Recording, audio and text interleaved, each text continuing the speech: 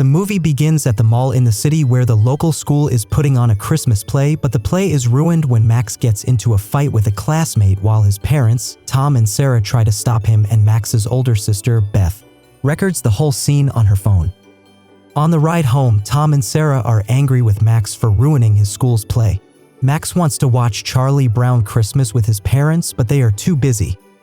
Max's grandmother, Tom's Austrian mother, affectionately nicknamed Omi, asks him if he's written his letter to Santa yet. Max asks her if she still believes in Santa Claus, to which Omi replies that yes, she does, and hands him a gingerbread cookie.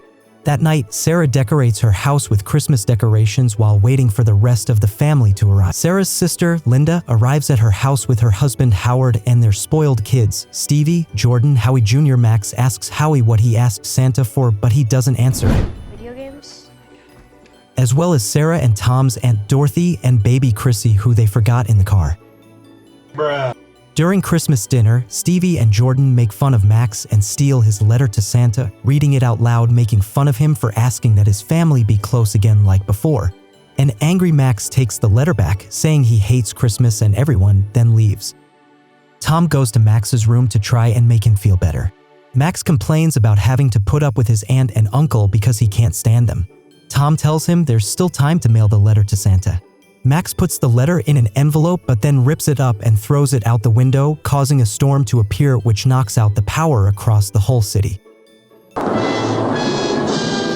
Max thinks he hears something outside. Someone knocks on the door. It's a delivery for Linda and Howard. They notice a bag someone left by the front door, so Howard brings it inside. Beth tries to call her boyfriend, but her phone doesn't work either, so she tells her parents she'll go out to check on him. Beth goes out into the storm where there's no one around. She hears bells and sees a creature stalking her. Beth gets scared and starts running. The creature chases her. Beth finds someone frozen in a truck and hides under it. The creature appears in front of her, then leaves. A music box starts playing next to Beth. When the music stops, the box opens and a doll grabs her. Back at the house, Sarah worries because Beth hasn't returned. Tom asks Howard to go look for Beth. Omi worries about Tom and asks him not to go, but Tom goes anyway. Tom and Howard find a snow plow on the road. They get out to check it, but there's no one inside. Howard takes out his gun and gives one to Tom so they can go look for Beth. Packed guns on Christmas. In the house, they hear something walking on the roof. Tom and Howard arrive at Beth's boyfriend's house but don't find anyone except some animal tracks on the floor. They hear someone scream and go to see if it's Beth. A creature grabs Howard. Tom tries to help him and shoots at the creature. When they turn back, they find the car in flames. Come on, man. They arrive home shaken and tell everyone to lock the doors. Tom helps Howard with his wound. Sarah tells Dorothy to watch the kids in the kitchen. Omi tells Tom to keep the fire going. Tom tells Sarah they didn't find Beth. Linda and Sarah plan to go out, but Howard says they'll freeze if they go outside. Tom gets the idea to barricade themselves in the house until the storm passes. Later, they seal the windows and doors with wood while Tom keeps watch outside. Howard takes over keeping watch but also falls asleep. The fireplace nearly goes out, and the creatures on the roof come down the chimney. A gingerbread cookie attracts Howie Jr. Howie grabs the cookie, and when he bites it, the cookie gets angry and attacks him. It ties him up with chains and drags him away. Sarah and the others try to help him. Burning wood comes down the chimney and the Christmas tree catches on fire. The cookie takes Howie away. Max puts out the fire. Omi starts the fireplace again and says this is all their fault. Omi tells the story of her childhood. On a cold night close to Christmas, young Omi still believed in Christmas, but the town where she lived did not. They lacked Christmas spirit and were always fighting. Not even her own family believed, and in the end, Omi stopped believing. Omi wished that everyone would disappear, and that night a storm came where Omi's wish came true. Instead of Santa, a dark and ancient spirit called Krampus arrived, a creature that came to punish.